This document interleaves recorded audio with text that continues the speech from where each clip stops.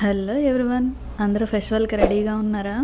So Ganesh Chaturthi special modaks అండి, mango modaks. So late చేయకుండా మనం రెసిపీలోకి వెళ్దాం. Welcome to our channel PuriTalks.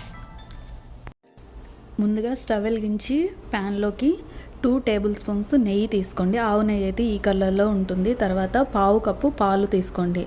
So తర్వాత 1 కప్పు మ్యాంగో ప్యూరీ అండి, అంటే మ్యాంగో గుజ్జు.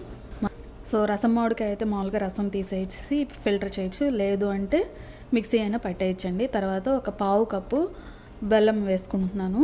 సో మీ దగ్గర పౌడర్ ఉన్నా సరే తురిమి వేసేసుకోండి. తర్వాత మిల్క్ పౌడరు 1 కప్పు పావు కప్పు, అంటే 1.5 కప్పు అండి. తర్వాత జీడిపప్పుది మిక్సీలో పట్టి పౌడర్ చేశాను, అది పావు కప్పు. సో తర్వాత ఇలాచీ పౌడరు, యాలకుల పొడి 1 స్పూను. సో ఇవన్నీ మిక్స్ చేయండి, గడ్డలు లేకుండా బాగా కలిసేటట్టు మిక్స్ చేయండి. సో దీంట్లో మన కీ పాయింట్ ఏంటి అంటే మనం తిప్పుతూనే ఉండాలి అండి, లేదు అంటే కింద అడుగంటిపోతూ ఉంటుంది. సో మనము పొయ్యి దగ్గర నుంచి పక్కకు వెళ్ళకుండా తిప్పుతూనే ఉండాలి. తర్వాత మీకు ఇష్టమైతే కొంచెం ఫుడ్ కలర్ యాడ్ చేసుకోండి, లేదు అంటే అలా ఉంచేసుకున్నా పర్వాలేదు.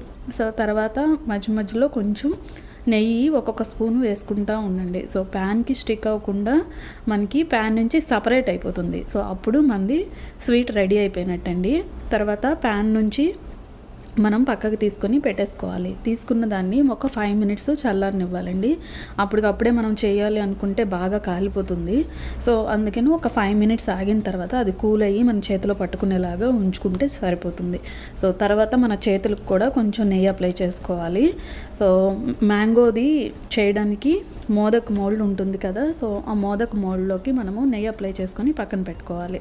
కొంచెం ఇప్పుడు కోవాని తీసుకొని అలాగా మొత్తం రౌండ్గా చేయండి. మధ్యలోకి ఆల్మండ్ అంటే బాదం పప్పుని పెట్టి మధ్యలోకి మనము అలా హోల్ చేసి ఇలాగా మీరు మళ్ళీ రౌండ్గా చుట్టేయండి.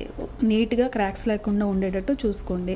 తర్వాత మోదక్ మోడల్ ఉంది కదా, పైన అలా షేప్ కొంచెం ఇవ్వండి. అప్పుడు ఏంటంటే మనకి పై వరకు కూడా వెళ్తుంది. సో పెట్టిన తర్వాత మీరు కొంచెం అలా ప్రెస్ చేస్తే షేప్ అంతా మనకి నీట్గా వచ్చిద్దండి. సో పైన ఎక్స్ట్రా ఏమన్నా ఉంటే పార్ట్స్ తీసేయచ్చు.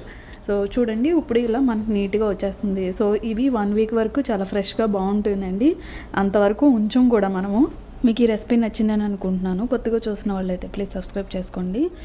Thank you for watching. మళ్ళీ ఇంకొక మంచి వీడియోతో కలుద్దాము. బాయ్.